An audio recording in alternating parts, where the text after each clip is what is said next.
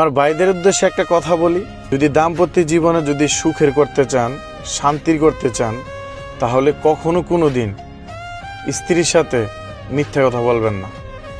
আপনি কখনো ইনকাম হোক, কত টাকা কামাচ্ছেন, কখন কি কাজ করতেছেন, কোথায় যাচ্ছেন, কখনই মিথ্যার আশ্রয়টা নেবেন না।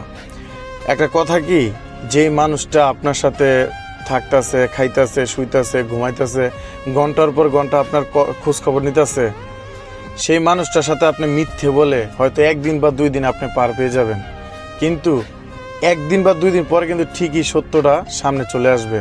তখন কিন্তু আপনার উপর একটা অবিশ্বাস তৈরি হয়ে যাবে। আর এটা সত্য কথা, কোনো মেয়েদের মন থেকে যদি একবার উঠে যান, দ্বিতীয়বার আর যেতে পারবেন না। আর তাদের মনে যদি একবার অবিশ্বাস ঢুকে যায়, তাহলে পুরো দুনিয়াটা কিয়ামত হয়ে যাবে, কিন্তু বিশ্বাস আর কোনোদিন আসতে চাবে না। অতএব আপনি যখনই যা করেন, যদি আপনি